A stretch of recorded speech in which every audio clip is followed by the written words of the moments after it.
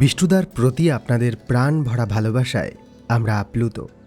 আর magic box মানেই আপনার পছন্দের গল্প, নস্টালজিক সেই ভৌতিক আসরের অনুভূতি আপনার কাছে পৌঁছে দিতে আমাদের এবারের নিবেদন বিষ্ণুদার ভূতের গল্প সিরিজের ৬৯তম গল্প নিশিন্দাপুরের ভুতুড়ে ঘটনা। প্রতি সপ্তাহে নতুন নতুন রোমাঞ্চকর, রহস্যময়, ভৌতিক এবং আরও হরেক রকম স্বাদের গল্প শুনতে সাবস্ক্রাইব করে আমাদের সঙ্গে থাকুন।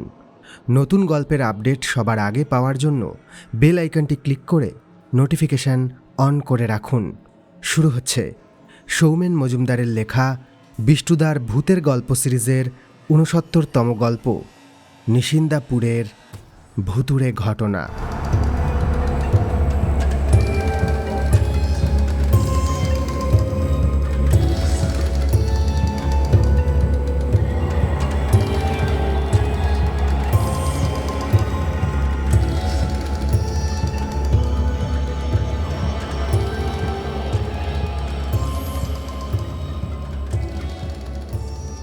ঠিকঠাক বৃষ্টি হচ্ছে না এ কথা ঠিক, তবে এর মাঝেই যখন হচ্ছে তখন ২-৩ ঘন্টাতেই আমাদের এখানের রাস্তাঘাট জলে একেবারে ডুবে যাচ্ছে। দুপুরের দিকে আজ হঠাৎ ঝমঝম করে বৃষ্টি নেমেছিল। খেয়ে দেয়ে একটু ভাত ঘুম দিয়ে যখন উঠলাম তখন জানালা দিয়ে তাকিয়ে দেখি সামনের রাস্তায় জল জমেছে। আমাদের এই জায়গাটা একটু নিচু, সামান্য বৃষ্টিতেই ডুবে যায়। আর একবার ডুবে গেলে ৩-৪ দিনের জল যন্ত্রণা সহ্য করা ছাড়া আর কোনো উপায় থাকে না। এখানে অবশ্য আমাদের অর্থাৎ মানুষের কৃতিত্ব কম নেই। এত যন্ত্রণা সহ্য করার পরেও মানুষ ঠিক ব্যবহার করা প্লাস্টিক যেখানে সেখানে ফেলে দেয়। ফলে বর্ষাকালে নালাগুলো আটকে থাকে। যে জল হয়তো একদিনে চলে যাওয়ার কথা, সেইটুকু জল নামতে ৩ দিন লেগে যায়। প্রশাসনের উদাসীনতা অবশ্যই আছে, তবে এইসব সমস্যা থেকে মুক্তি পাওয়ার জন্য মানুষকেও সচেতন হতে হবে। যাক সেসব কথা, এত প্রচার সত্ত্বেও মানুষ যখন বোঝে না সে কথা, আমার কথা বুঝবে এ কথা আশা করা অলীক কল্পনা। সন্ধ্যা যখন প্রায় ছুঁই ছুঁই, সেই জলের মাঝেই নেমে পড়লাম আমার গন্তব্যের উদ্দেশ্যে। এইটুকু জল হরিদার চায়ের দোকানের আসরকে আটকে রাখতে পারবে না। এখন বৃষ্টি আর হচ্ছে না, এটা অবশ্য একটা ভালো দিক। অস্বীকার করার উপায় নেই, এই জল পেরিয়ে এতখানি পথ যাওয়ার পরে আজ যে ভৌতিক ঘটনাটা বিষ্ণুদা আমাদের বলল, তাকে চলতি ভাষায় বলা যেতেই পারে পয়সা উসুল। শুধু ভূত নয়, সেই ঘটনায় মিলেমিশে রয়েছে কিছু বিস্মৃত ইতিহাস আর কিছুটা মন খারাপ। আমরা ৩ মক্কেল চায়ের ভাঁড় হাতে নিয়ে সেই সময় গভীর আগ্রহে তাকিয়েছিলাম বিষ্ণুদার মুখের দিকে। গুরুদেব বলছিল, গ্রামটির নাম নিশিন্দাপুর। একটা সরকারি কাজের দেখাশোনার জন্যই আমাকে সেখানে যেতে হয়েছিল। প্রায় মাস ২ ছিলাম সেখানে। গ্রামেরই পঞ্চায়েত প্রধান আমাকে একটা বাড়িতে থাকার ব্যবস্থা করে দিয়েছিল। সব মিলিয়ে ব্যবস্থা খারাপ ছিল না। আমার কাজের ব্যাপারে তোরা তো জানিস, খুব আহামরি চাপ আমার থাকে না। নিয়ম মাফিক সময় মতো যাই, আবার সময় মতো ফিরে আসি। তবে হ্যাঁ, অন্যান্য কাজে যেমন অন্তত একদিন সপ্তাহে ছুটি থাকতো, এই কাজে তেমন সুযোগ ছিল না। সামনে নির্বাচন আসন্ন ছিল, অতএব সরকারি তাড়া ছিল কম সময়ে কাজ শেষ করার জন্য। সবাই ব্যস্ততার সঙ্গে কাজ শেষ করছিল। আমিও চেষ্টা করছিলাম যতটা সম্ভব সবকিছু পরিকল্পনা অনুযায়ী গুছিয়ে করার, যেন কোনো সময় অকারণে নষ্ট না হয়। যাই হোক, আমার কাজের কচকচানি শুনিয়ে সময় নষ্ট করব না। আমি অভ্যাস মতো সামান্য সুযোগ পেলেই গ্রামে ঘুরতে বেরোতাম। অনেক দিন ধরেই মনে ইচ্ছা ছিল এমন শান্ত নিরিবিলি গ্রামে একটা বাড়ি করার, প্রকৃতির মাঝে একেবারে নিশ্চিন্ত মনে কাটাবো। খুব বেশি নয়, কাঠা ৫ জমি থাকবে। জমির এক পাশে একখানা পুকুর, আর একা মানুষ থাকা যায় তেমন একটা ছোট্ট বাড়ি। পুকুরের পাড়ে আর আশেপাশে যতটুকু জমি থাকবে সেখানে নানা রকম সবজি চাষ করব। নির্মল সবুজের মাঝে প্রাণ ভরে শ্বাস নেব। তবে ভাগ্য আমাকে কোনোদিনই সে সুযোগ দেয়নি। তবু স্থায়ীভাবে থাকতে না পারলেও এ কথা ঠিক যে আমার গোটা জীবনের একটা বিরাট সময় আমি গ্রামেই কাটিয়েছি। তা সে কর্মসূত্রেই হোক অথবা ভৌতিক অভিযানে। যখনই আমি কোনো গ্রামে যাই, এমনকি আজ পর্যন্ত চেষ্টা করি সমস্ত কিছু ভুলে প্রকৃতির সৌন্দর্য শেষ বিন্দু পর্যন্ত উপভোগ করতে। ওই গ্রামেও তার ব্যতিক্রম হয়নি। সামান্য সুযোগে যখনই আমি গ্রামে ঘুরতে বেরোতাম, চেষ্টা করতাম প্রকৃতির মাঝে হারিয়ে যাওয়ার। মাটির পথ, আশেপাশে বিস্তীর্ণ চাষের জমি, ধান থেকে শুরু করে কোথাও কোথাও তরতাজা সবুজ নানা রকম সবজি, কোথাও সরু খালের উপরে বাঁশের সাঁকো, আবার কোথাও টলটলে জলে ভরা পুকুরের উপরে বাঁশ গাছের মাথাগুলো নুয়ে পড়েছে। আম কাঁঠালের ডালে ডালে পাখির কিচির মিচির, নিখুঁত শিকারি মাছরাঙা শান্ত জলে ঢেউ তুলে আচমকা শিকারে মগ্ন। এসব দেখতে আমার যে কি ভালো লাগে তা ভাষায় বোঝাতে পারবো না। কাজ এবং এসব করেই দিনগুলো কাটছিল। সেদিন বিকেলের দিকে এমনভাবেই গ্রামের দিকে ঘুরতে বেরিয়েছিলাম। আজ এসেছিলাম গ্রামের উত্তর দিকে। এদিকে একটা খাল বয়ে গেছে। খালে জোয়ার ভাটা হয়। আশেপাশে প্রচুর গাছগাছালি। পাখির ডাক যেন সঙ্গীতের মতো কানে বেজে চলে। খালের ধার বরাবর একটা মাটির রাস্তা। এদিকটায় আগে কখনো আসিনি। হাঁটতে হাঁটতে খালের দিকেই তাকিয়েছিলাম। জলের মাঝে মাঝে মধ্যে দু একটা মাছ লাফাচ্ছে। সেসব দেখছিলাম আর ভাবছিলাম এরপরে একদিন একটা ছিপ জোগাড় করে এদিকে আসতে হবে। খুব বিশেষ মাছ ধরার যে নেশা আমার রয়েছে তা নয়, তবে এরকম একটা সুন্দর জায়গায় ছিপ হাতে সময় কাটাতে মন্দ লাগবে না। আরও কিছুটা হাঁটতে হাঁটতে একটা পুরনো বাড়ির মতো কিছুর ধ্বংসাবশেষ আমার চোখে পড়ল। মাটির পথের একদিকে খাল, অন্যদিকে ওই ধ্বংসস্তূপ। পরিস্থিতি সত্যি খুব খারাপ, তবে ইটের ধরন এবং সামান্য কিছু অবশিষ্ট নকশা দেখে মনে হলো ওটা অনেক পুরনো। কয়েকটা দেওয়াল মাত্র রয়েছে, তবে সেটুকু দেখেই আন্দাজ করা যায় ওটা একটা দালান ছিল। বসত বাড়ি না অন্য কিছু তা অবশ্য আন্দাজ করা মুশকিল। ওটার পাশেই একটা বিশাল বড় তেঁতুল গাছ।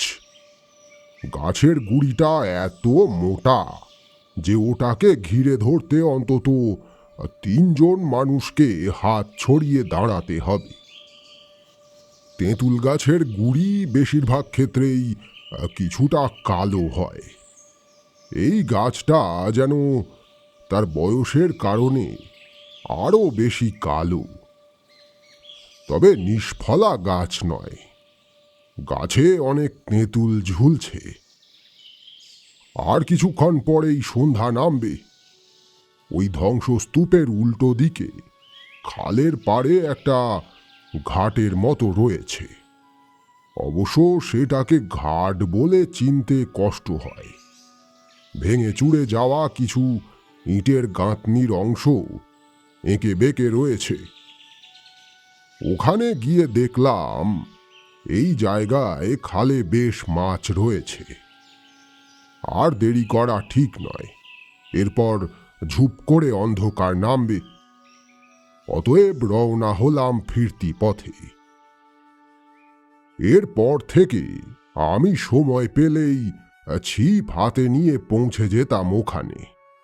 সত্যি দারুণ মাছ আছে ওই ভাঙাচোরা ঘাটের কাছে। কয়েকদিন বেশ ভালোই মাছ পেয়েছিলাম ওখানে। এরকমই একদিন মাছ ধরছি, এমন সময় একটা গলার স্বর শুনে পিছনে ফিরে তাকিয়ে দেখি গ্রামের পঞ্চায়েত প্রধান। তার পিছনে ওই ভাঙাচোরা বাড়ির ওখানে কয়েকজন লোক ফিতে হাতে দাঁড়িয়ে। আরে মশাই, আপনি এখানে কি করছেন? আর কি করব, এই একটু সময় পেলে এখানে আসি মাছ ধরতে। তা আপনি এখানে?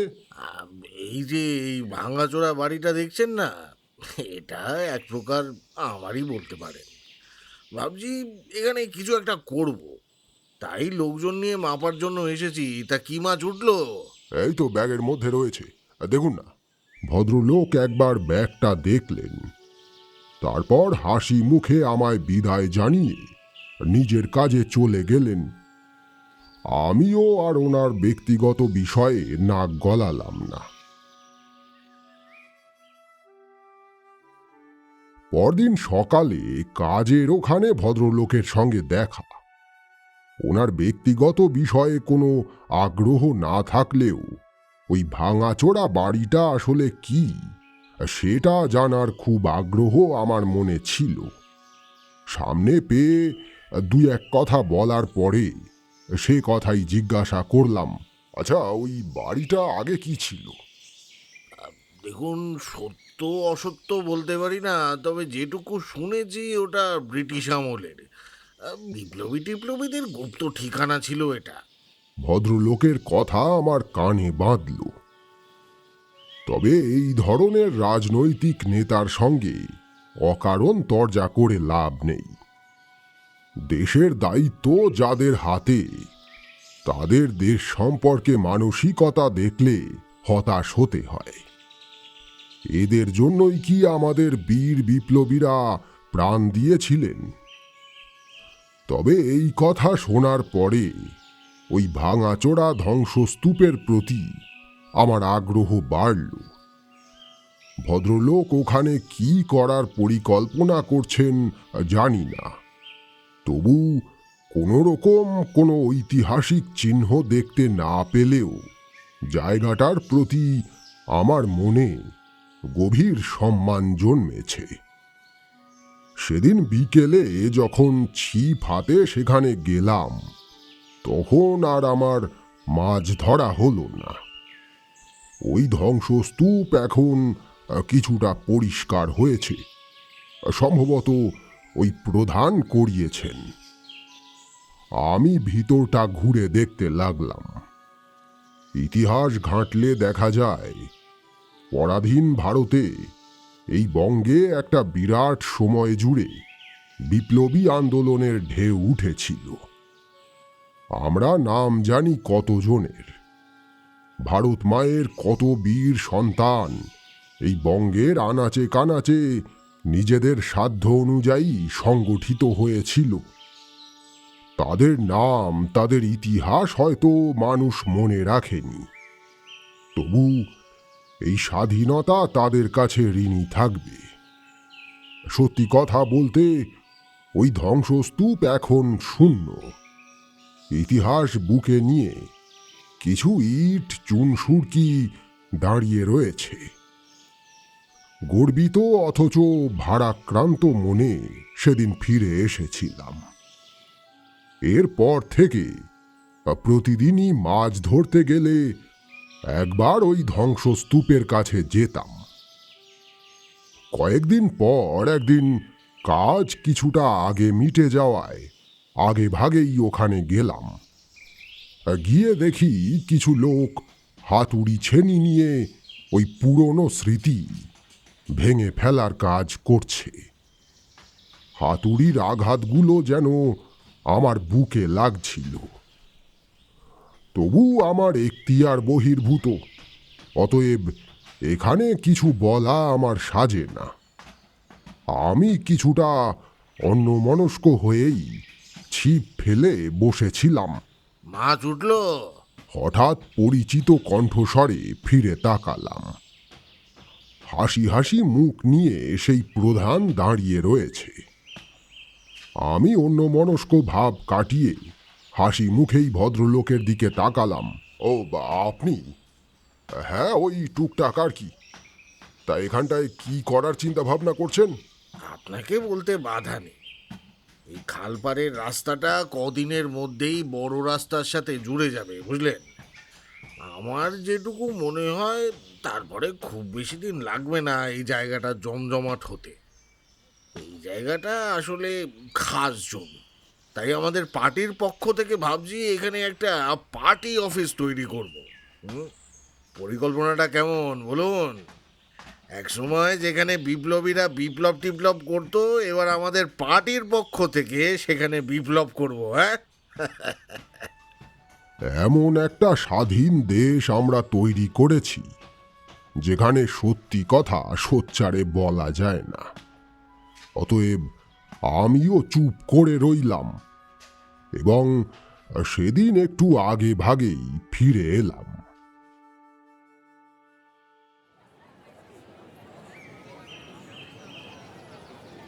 পরদিন সকালে যখন কাজের ওখানে পৌঁছালাম, তখন দেখি সবার মধ্যেই একটা উৎকণ্ঠা এবং কিছু একটা নিয়ে বেশ আলোচনা চলছে। সে কথাই একজনকে জিজ্ঞাসা করতে সে যা জানালো তাতে রীতিমতো বিস্মিত হলাম। আজ সকালে নাকি খালপাড়ের সেই ধ্বংসস্তূপের ওখানে যখন ভাঙার কাজ করতে লোকেরা পৌঁছায়, তখন সবাই দেখে ওই ধ্বংসস্তূপের মাঝে ছিন্ন ভিন্ন অবস্থায় পড়ে আছে পঞ্চায়েত প্রধানের মৃতদেহ। আমার মনে মিশ্র অনুভূতি হল। মোটামুটি কাজ সবাইকে বুঝিয়ে চললাম সেখানে। সবেমাত্র তখন পুলিশ এসে পৌঁছেছে। মূল জায়গাটা ঘিরে রাখা হয়েছে, বিশেষ কাউকে ওদিকে যেতে দেওয়া হচ্ছে না। আমি পুলিশের সঙ্গে কথা বলে কিছুটা কাছাকাছি গেলাম। এখনো লাশটা সেই অবস্থাতেই পড়ে রয়েছে। দুজন পুলিশ সেখানে দাঁড়িয়ে, একজন সাধারণ পোশাকের ভদ্রলোক, সম্ভবত সেও পুলিশ, ছবি তুলছে। মৃতদেহটার অবস্থা ভয়ঙ্কর। এমন নৃশংসভাবে লোকটাকে কে খুন করল? মুখখানা অবিকৃত, তবে বুকের পাঁজরের কাছে কেউ যেন ভোঁতা কিছু দিয়ে চিঁড়ে ফেলেছে। তারপর নিষ্ঠুর আক্রোশে হৃৎপিণ্ডখানা ছিঁড়ে বের করে পাশেই ফেলে রেখেছে। মাথার খুলিটা ফাটিয়ে দিয়েছে। ভিতরটা শূন্য, মস্তিষ্কটা নেই। পুলিশকে জিজ্ঞাসা করে জানলাম মস্তিষ্কটা এখনো খুঁজে পাওয়া যায়নি। দৃশ্যটা ভয়ঙ্কর, নৃশংস। এসব দৃশ্য দেখে আমি সাধারণত ভয় পাই না, তবে অস্বস্তি হল। আর কেমন একটা খটকা মনের মাঝে উঁকি দিতে লাগল।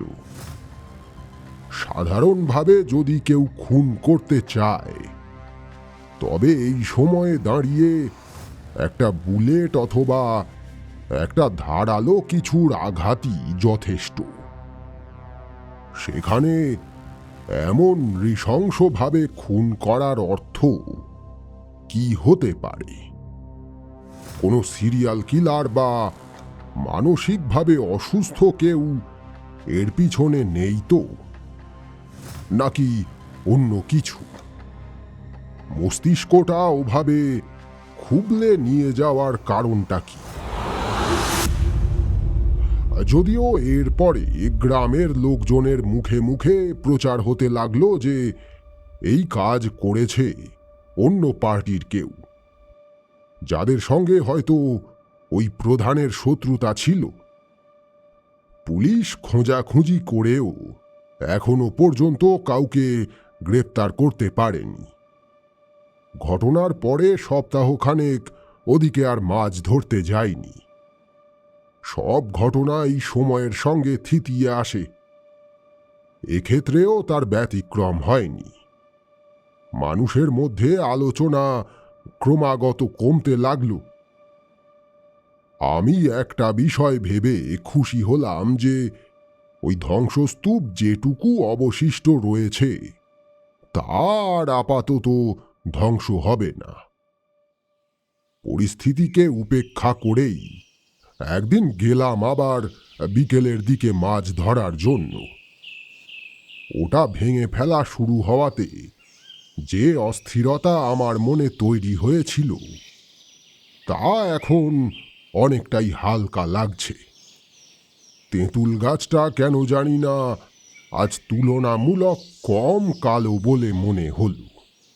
অবশ্য সেটা আমার চোখের ভুল হতেও পারে। আমি নিজের মনে মাছ ধরতে লাগলাম। এর আগে যখনই মাছ ধরতে এসেছি ভালোই মাছ পেতাম। আজ কেন জানি না মাছের কোনো নাম গন্ধ নেই। ধীরে ধীরে অধৈর্য হচ্ছিলাম। ভাবছি মনে মনে যে এখান থেকে উঠে গিয়ে অন্য জায়গায় চেষ্টা করব। এমন সময় একটা অপরিচিত কণ্ঠস্বর ভেসে এলো। মাছ পাওয়া গেল? পিছনে তাকিয়ে দেখলাম যে লোকটি এসে উপস্থিত হয়েছে তার উচ্চতা কমপক্ষে 6 ফুট, পরনে ধুতি, গায়ে একটা নামাবলি জড়ানো। নামাবলির ফাঁক দিয়ে পৈতেটা বেরিয়ে ঝুলে রয়েছে। বেশ বয়স্ক, তবে শরীরে কাঠিন্য রয়েছে। কবজির আকৃতি দেখে বোঝা যায় ওই হাতে অমানসিক জোর আছে। আমি বললাম, না, আজ মনে হচ্ছে মাছ পাওয়া যাবে না। আপনি কি এই আশেপাশেই থাকেন? হ্যাঁ, এই কাছেই থাকি। আপনাকে তো দেখে মনে হচ্ছে না আপনি এই গ্রামের লোক। না না, আমি এখানকার নই। নিজের পরিচয় দিলাম। তারপর স্বাভাবিকভাবেই ভদ্রলোকের পরিচয় জিজ্ঞাসা করলাম। আমি রুদ্রনাথ চট্টোপাধ্যায়, এই গ্রামেরই লোক। আগের দিন যখন প্রধানের মরা শরীরটা পাওয়া গেল তখন দেখলাম আপনি ছিলেন ওখানে। ওই লোকটি আপনার কেউ হয়? না না, আমার কেউ হয় না। ওই সরকারি কাজে এসেছি তো, তা স্বাভাবিকভাবেই প্রধানের সঙ্গে যেটুকু পরিচয় হওয়ার সেটুকুই। ও, লোকটা খুব খারাপভাবে মরেছে, তাই না? হ্যাঁ, খুবই নৃশংস। আর ব্যাপারটাও বেশ অদ্ভুত। তবে গ্রামের লোকজন তো বলছে যে ওটা নাকি অন্য পার্টির লোকজন করেছে। হতে পারে। হঠাৎ করে আমার মাথায় একটা খেয়াল এলো। সত্যি কথা বলতে ওই বাড়িটা সম্পর্কে জানার আগ্রহ আমার মনের মাঝে ছিলই। এই লোকটি যদি গ্রামের অথবা এই অঞ্চলের পুরনো বাসিন্দা হয় তাহলে তার কোনো ইতিহাস জানা থাকতে পারে। কথাটা পারলাম। আচ্ছা, এই বাড়িটা লোকের মুখে শুনেছি নাকি বিপ্লবীদের ঠিকানা ছিল।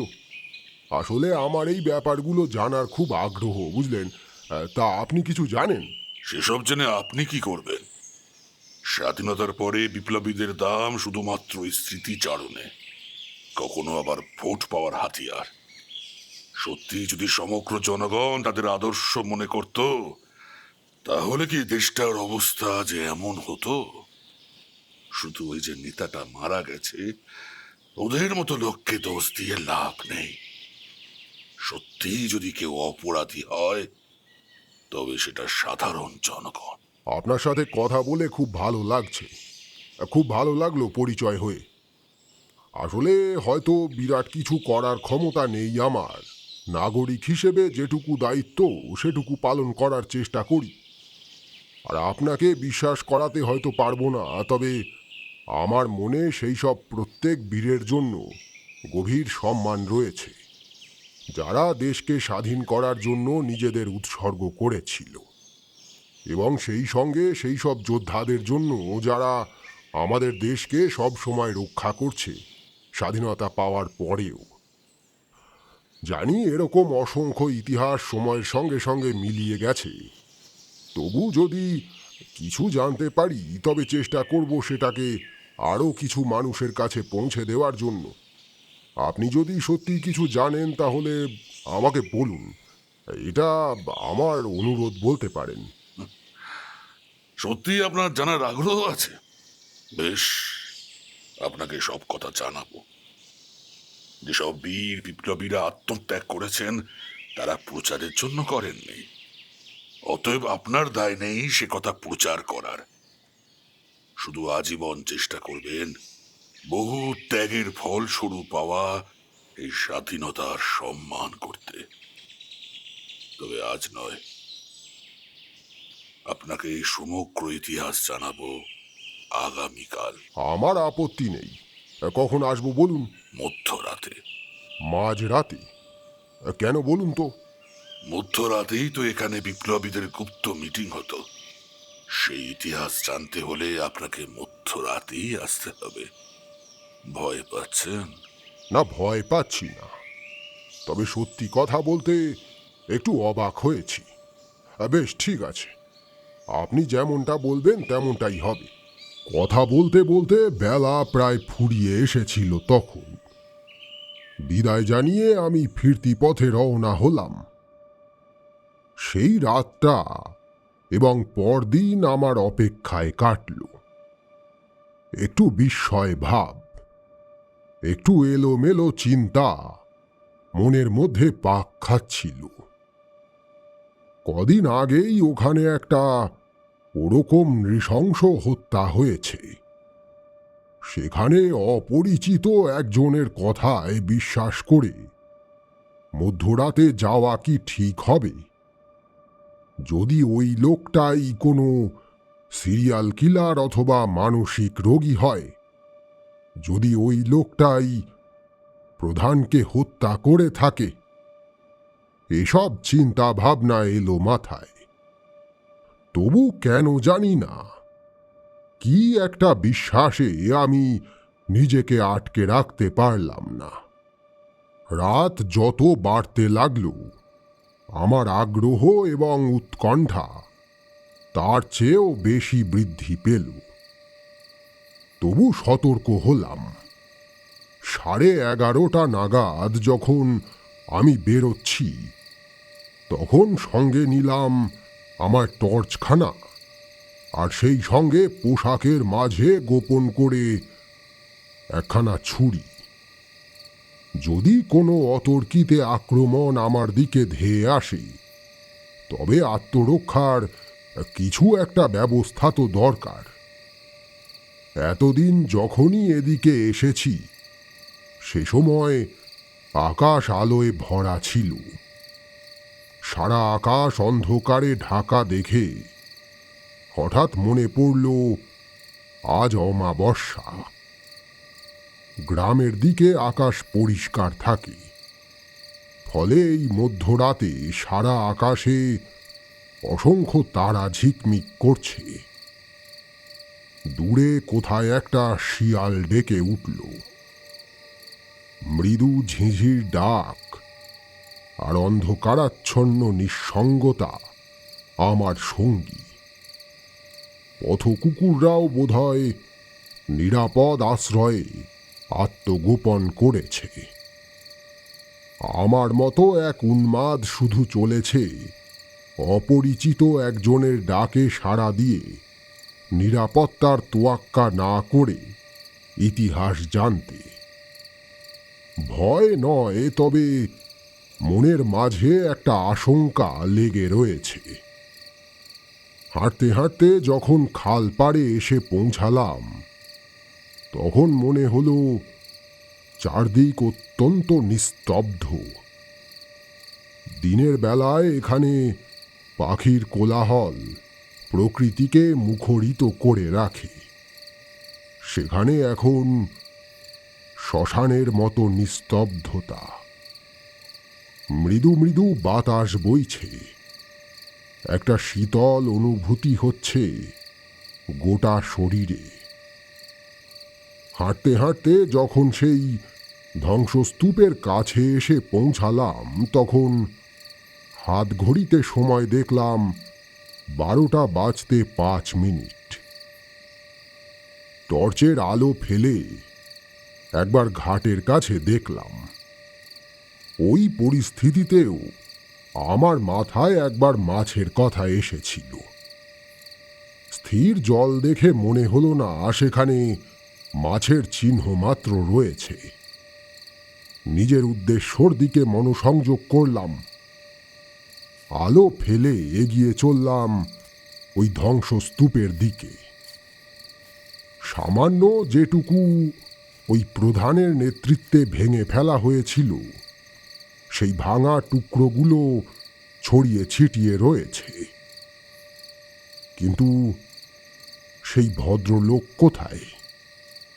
আমায় বলেছে মধ্যরাতে আসার কথা, আমি তো এসে উপস্থিত। সেই ভদ্রলোক ডুব না মারলেই হলো। জেনে নিলে ভালো হতো ভদ্রলোকের বাড়িটা ঠিক কোথায়।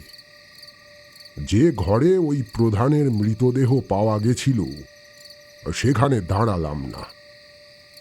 একটাই মাত্র ঘরের চারদিকের দেওয়াল অবশিষ্ট রয়েছে, সেই ঘরের ভিতরে গিয়ে দাঁড়ালাম।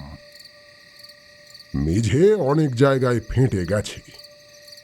রাত বিরেতে ওই ফাটলের মাঝে কোনো পোকামাকড় অথবা সাপখোপ থাকতে পারে। কিছুটা সাবধানে যেদিকে মেঝেটা ঠিকঠাক রয়েছে সেদিকে একটু ঝেড়ে নিয়ে মেঝের উপরেই বসে পড়লাম। পকেট থেকে একটা সিগারেট বের করে দেশলাইটা বাক্সের গায়ে ঘষতে যাব, ঠিক সেই সময় কণ্ঠটা ভেসে এলো। পরিচিত কণ্ঠস্বর, তবে এই মধ্যরাতে সেই কণ্ঠ যেন কেমন অদ্ভুত মনে হলো। আমার সামনে এসে উপস্থিত হয়েছেন সেই ভদ্রলোক, তবে তার কণ্ঠস্বর যেন ঠিক তার কণ্ঠ থেকে আসছে না। সামান্য একটু ভাষা ভাষা ভাব সেই কণ্ঠে মিশে আছে। হতে পারে মধ্যরাতে এই নির্জন অন্ধকারে আমার এমনটা মনে হয়েছে। আমি ভেবেছিলাম আপনি হয়তো আসবেন না। ভদ্রলোককে দেখে আমি উঠতে গেলাম। বসুন বসুন, উঠার দরকার নেই। আপনার সঙ্গে আমার পূর্ব পরিচয় নেই। আপনাকে আগেই একটা কথা জানিয়ে রাখি, সত্যি বড় কঠিন। এই সত্যির কাছে পৌঁছতে আপনাকে হয়তো কিছুটা কষ্ট পেতে হবে।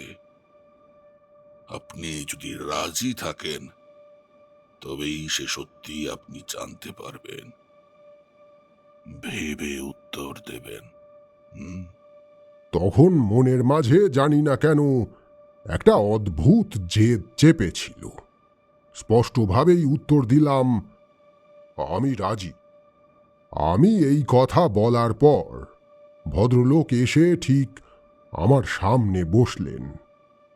তারপর হাত দুখানা এমন করে বাড়িয়ে দিলেন যেন চাইছেন আমিও বাড়িয়ে দিই। ভদ্রলোকের হাতের উপরে আমার হাত দুখানা রাখলাম। স্পর্শ করার সঙ্গে সঙ্গে আমার শরীরে কেমন শীতল অনুভূতি হল। লোকটির হাত দুখানা যেন বরফের মতো ঠান্ডা, জীবন্ত কোনো সুস্থ মানুষের মতো নয়।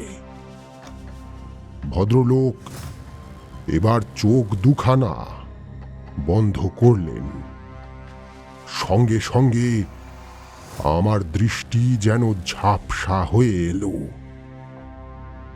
তারপরে যা ঘটল তা বাস্তব না অবাস্তব আমি জানি না, তবে ওই রকম অদ্ভুত অনুভূতি আমার এই জীবনে আর কখনো হয়নি। আমার মস্তিষ্কে আমার জীবনের যত স্মৃতি সব ছবির মতো পাল্টে পাল্টে যেতে লাগলো। আমার জীবনের ছোট বড় সব ঘটনা, আমার ন্যায়, আমার অন্যায়, আমার দুঃখ, আমার অনুভূতি সব যেন ফিরে ফিরে আসতে লাগলো।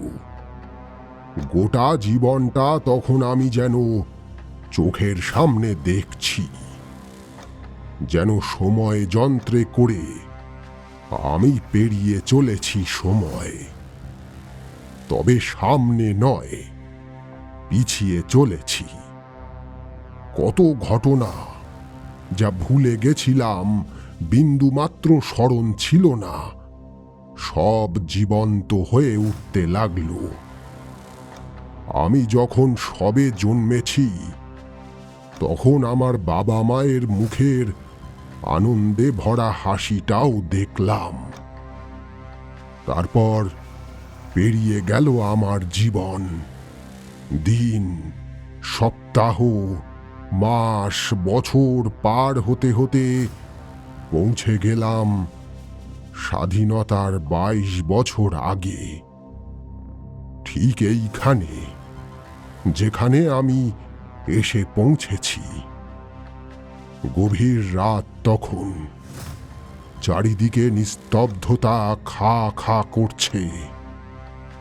ঠিক যেখানে বসেছি এখানেই আমি বসে আছি, তবে এখন এই বাড়িখানা অমন জরাজীর্ণ নয়। ঘরের মাঝে জ্বলছে একটা লণ্ঠন।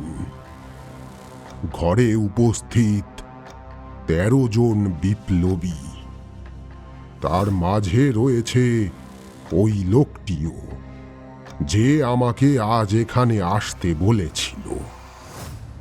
একটা কাগজ মেলে রাখা লণ্ঠনের সামনে সবাই গভীর আলোচনায় মগ্ন। আলোচনার বিষয়বস্তু সম্প্রতি কোনো একজন চোরের কথা এই বিপ্লবীরা জানতে পেরেছে, তাকেই নিকেশ করার পরিকল্পনা চলছে। রুদ্রনাথ চট্টোপাধ্যায় এই বিপ্লবী দলের নেতা, সে বুঝিয়ে দিচ্ছে কি করে পরিকল্পনা রূপায়িত হবে। ঠিক এমন সময় কতগুলো ভারী বুটের শব্দ, একদল ব্রিটিশ পুলিশ ঢুকে পড়ল ঘরের মাঝে। গর্জে উঠল তাদের রাইফেলের শব্দ। বিপ্লবীরা সেই হঠাৎ আক্রমণ প্রতিহত করার চেষ্টা করল বটে, কিন্তু সংখ্যায় অনেক বেশি ওই ব্রিটিশ পুলিশের দলের কাছে তারা পেরে উঠল না। 2-3 জন পুলিশেরও মৃত্যু হলো ঠিকই, তবে উপস্থিত সব কজন বিপ্লবী রাইফেলের গুলিতে লুটিয়ে পড়ল মাটিতে। শহীদের রক্তে স্নান করল এই ঘরের মেঝে, এই গ্রাম, এই দেশ।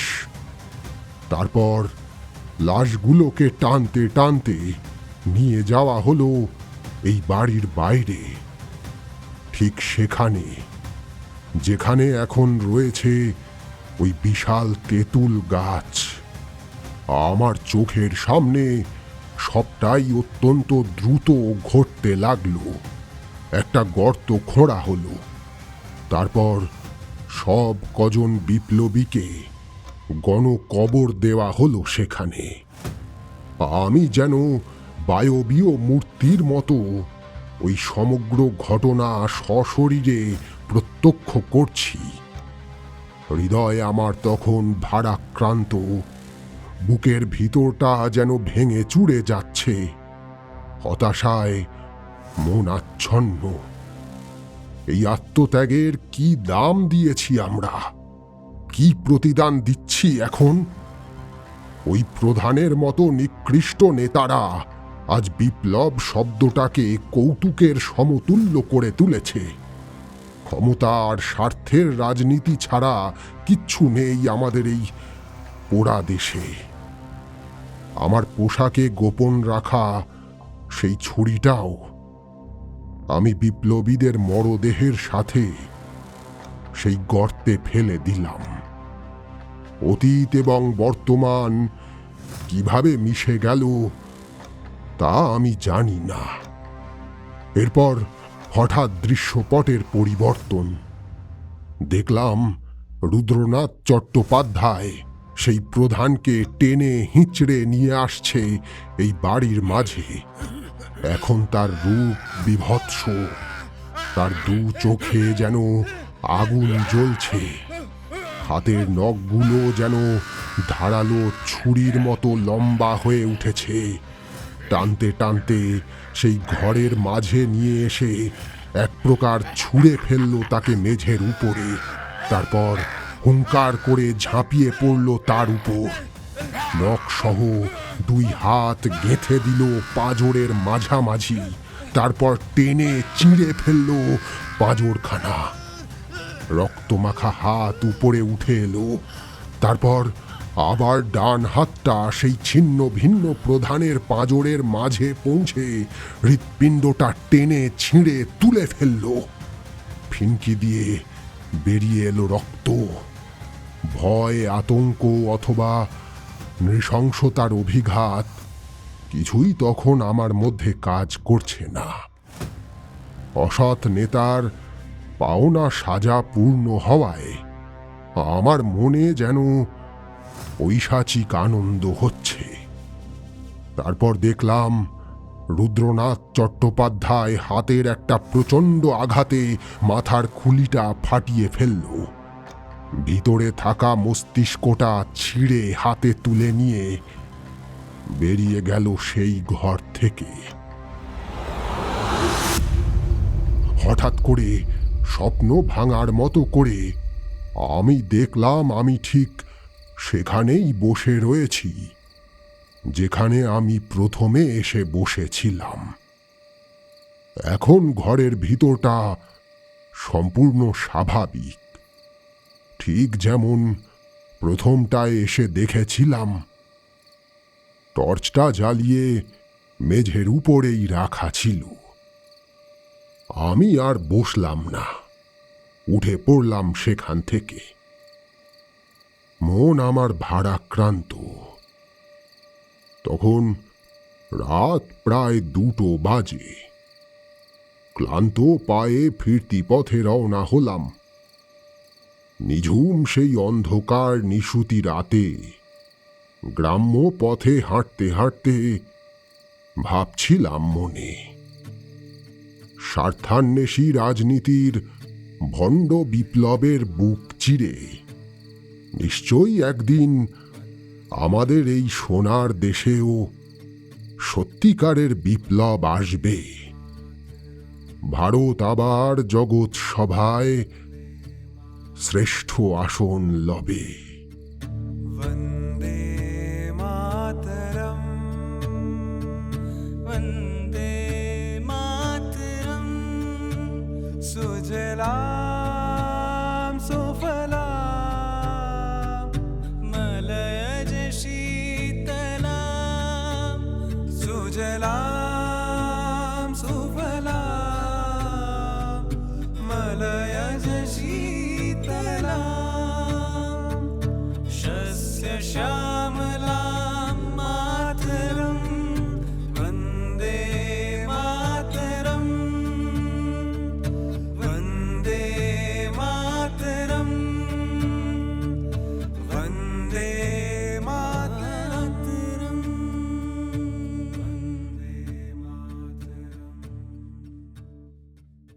শুনছিলেন বিষ্ণুদার ভূতের গল্প সিরিজের 69তম গল্প নিশিন্দাপুরের ভুতুড়ে ঘটনা। বিভিন্ন চরিত্রে রূপদান করেছেন শুভদীপ, সৌরভ এবং আমি আপনাদের সঙ্গে সৌমেন। গল্পটি কেমন লাগলো অবশ্যই জানান কমেন্ট বক্সে। ভালো লাগলে লাইক এবং শেয়ার করুন। প্রতি সপ্তাহে নতুন নতুন গল্প শুনতে সাবস্ক্রাইব করুন আমাদের চ্যানেল। নতুন গল্পের আপডেট সবার আগে পাওয়ার জন্য বেল আইকনটি ক্লিক করে নোটিফিকেশন অন করে রাখতে ভুলবেন না।